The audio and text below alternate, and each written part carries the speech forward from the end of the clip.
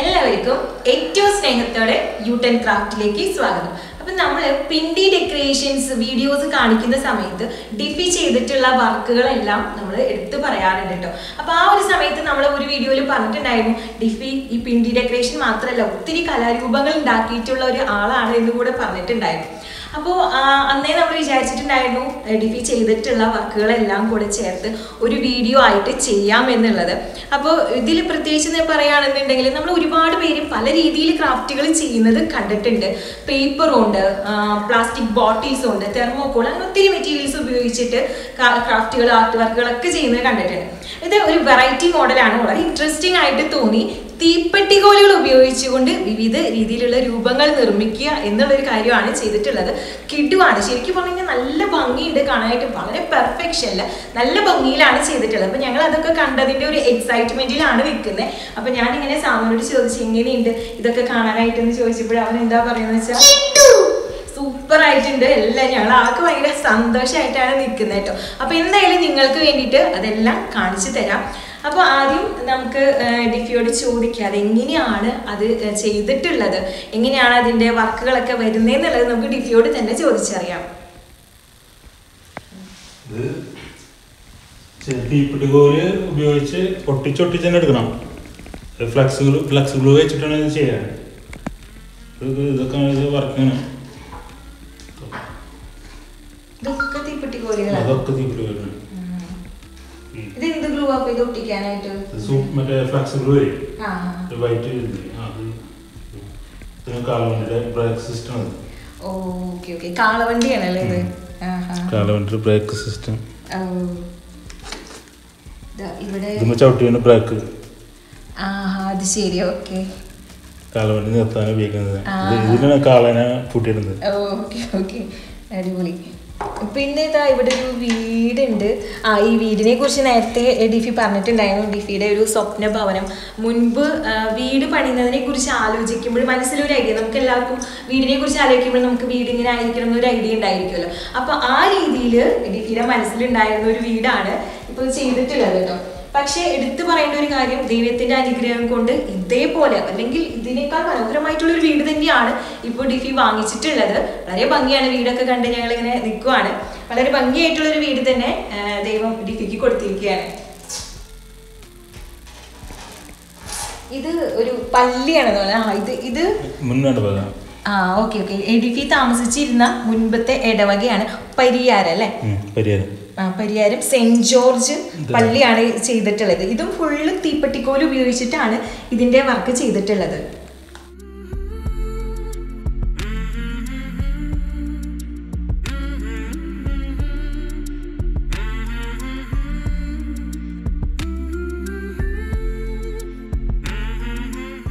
ഇതിപ്പോൾ ഈ പള്ളി ചെയ്തിട്ടുള്ളത് നിങ്ങൾ ശ്രദ്ധിച്ച് നോക്കി കഴിഞ്ഞാൽ കാണാട്ടോ, അതിനകത്ത് നമുക്ക് അൾത്താര കാണാനായിട്ട് പറ്റും.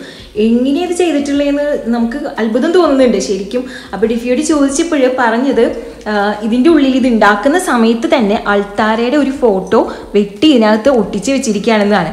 അപ്പോൾ ശരിക്കും പറഞ്ഞു കഴിഞ്ഞാൽ നമ്മളൊരു പള്ളിയുടെ മുൻപിൽ വന്ന് നിൽക്കുന്ന ആ ഒരു ഫീല് കിട്ടുന്നുണ്ട്. കാരണം ഇതിൻ്റെ ഫ്രണ്ടിൽ നിന്ന് നോക്കുമ്പോൾ തന്നെ നമുക്ക് അൾത്താര കാണാം. അപ്പോൾ ശരിക്കും പറഞ്ഞു കഴിഞ്ഞിട്ടുണ്ടെങ്കിൽ എന്തെന്നാ പറയുക, ഒരു രക്ഷയില്ല, ഒന്നും പറയാനില്ല, അത്രയ്ക്ക് പെർഫെക്റ്റ് ആണ് ഈ ഒരു വർക്ക്. ഈ ഒരു ഫോട്ടോ നിങ്ങൾ കണ്ടോ? ഇത് നമ്മുടെ പള്ളികളിലൊക്കെ പാരിഷ് ബുള്ളറ്റിൻ മാസം തോറും ഇറങ്ങാറുള്ള ഒരു ബുക്ക് ഉണ്ടല്ലോ, ആ ബുള്ളറ്റിനിൽ ഫ്രണ്ട് പേജായിട്ട് വന്നിട്ടുള്ള പിക്ചറാണിത്. നമ്മൾ നേരത്തെ കണ്ട പള്ളിയുടെ അതേ ഫോട്ടോയാണിത് കേട്ടോ. ഡിഫി ചെയ്തിട്ടുള്ള തീപ്പെട്ടിക്കോല് കൊണ്ടുള്ള അതേ പള്ളിയുടെ ഫോട്ടോ തന്നെയാണ് കൊടുത്തിട്ടുള്ളത്. അപ്പോൾ എനിക്ക് തോന്നുന്നു ഈ ഒരു ഫോട്ടോ ഇതിൻ്റെ ഫ്രണ്ട് പേജ് കണ്ടിട്ട് ചിലപ്പോൾ കുറേ പേർക്കും ഇത് തീപ്പെട്ടിക്കോല് കൊണ്ട് ഉണ്ടാക്കിയ ഒരു വർക്കാണ് എന്ന് മനസ്സിലാക്കാൻ സാധിച്ചിട്ടുണ്ടാവില്ല. ഇതിപ്പോൾ കമ്പ്യൂട്ടറിലൊക്കെ ഡിസൈൻ ചെയ്തെടുത്ത പള്ളിയുടെ ഒരു സ്ട്രക്ചറായിട്ട് മാത്രമേ തോന്നുള്ളൂ. പക്ഷെ ഇത് ഫുള്ള് ചെയ്തിട്ടുള്ളത് തീപ്പെട്ടിക്കോല് ഉപയോഗിച്ചിട്ടാണ് എന്നുള്ളത് വലിയൊരു കാര്യമാണ്. അത്രയ്ക്ക് ക്ഷമയും ശ്രദ്ധയും അത്രയ്ക്ക് എന്താ പറയുക, അതിനുള്ള ഒരു ഡെഡിക്കേഷൻ, അത് എത്ര പറഞ്ഞാലും മതിയാവില്ല. സാധാരണ നമുക്കൊന്നും ചിന്തിക്കാൻ പോലും പറ്റാത്ത കാര്യങ്ങളാണ്. അപ്പോൾ ഇത്തരത്തിലുള്ള കലാകാരന്മാർ നമ്മുടെ ഇടയിൽ പലയിടത്തും കാണാനായിട്ട് സാധിക്കും. എന്നാൽ അവരെയൊന്നും ലോകം അറിയാതെ പോവുകയാണ്. ഇപ്പോൾ ഡിഫി ചെയ്തിട്ടുള്ള ഈ വർക്കുകൾ മാത്രം മതി എത്ര വലിയൊരു കലാകാരനാണ് ഡിഫി എന്നുള്ളത് മനസ്സിലാക്കാനായിട്ട്. അപ്പോൾ ഇത്തരം ആളുകളെ നമ്മൾ പ്രോത്സാഹിപ്പിക്കണം, അവരുടെ വർക്കുകൾ നമ്മൾ അംഗീകരിക്കണം. തീർച്ചയായിട്ടും നമുക്ക് എത്രത്തോളം അഭിനന്ദിച്ചാലും മതിയാവില്ല ഇത്തരം കലാരൂപങ്ങൾ സൃഷ്ടിക്കുന്നതിന്. അപ്പോൾ ഈ ഒരു പ്ലാന്റ് നോക്കിക്കഴിഞ്ഞാൽ മനസ്സിലാവും ഇത് ഉണ്ടാക്കിയിരിക്കുന്നത് നമ്മൾ ഇലക്ട്രിക് വാക്കിനൊക്കെ ഉപയോഗിക്കുന്ന കേബിൾ ഉണ്ടല്ലോ, അതിൻ്റെ ഉള്ളിൽ നിന്നുള്ള ചെമ്പ് കമ്പിയാണ് ഉപയോഗിച്ചിട്ടുള്ളത്. അപ്പോൾ ഈ ചെമ്പ് കമ്പി മാത്രം ഉപയോഗിച്ചിട്ടാണ് ഈ പ്ലാന്റിൻ്റെ എല്ലാ പാർട്സും ഉണ്ടാക്കിയിട്ടുള്ളത്. അപ്പോൾ ഡിഫിയോട് ചോദിച്ചപ്പോഴും പറഞ്ഞത് നമ്മളിങ്ങനെ വർക്കുകളൊക്കെ കഴിഞ്ഞ് ബാക്കി വരുന്ന കമ്പികൾ വേസ്റ്റ് ആവണ്ടല്ലോ എന്ന് വിചാരിച്ചിട്ട് ഇങ്ങനെ ഉണ്ടാക്കിയെടുത്തതാണ്. പക്ഷേ ഇതെന്താ പറയുക, ഇതിൽ ഇത്രയും ഭംഗിയിൽ ചെമ്പ് കമ്പി കൊണ്ടൊക്കെ ഇങ്ങനെ ഉണ്ടാക്കിയെടുക്കാൻ പറ്റും എന്നുള്ളത് വലിയൊരു കാര്യമായിട്ട് തോന്നുന്നുണ്ട് കേട്ടോ. അപ്പം എന്ത് ഭംഗിയായിട്ടാണ് ഈ ഒരു പ്ലാന്റ് ഇവിടെ ചെയ്തെടുത്തിട്ടുള്ളതെന്ന് നിങ്ങൾക്ക് നോക്കിക്കഴിഞ്ഞാൽ തന്നെ മനസ്സിലാവും.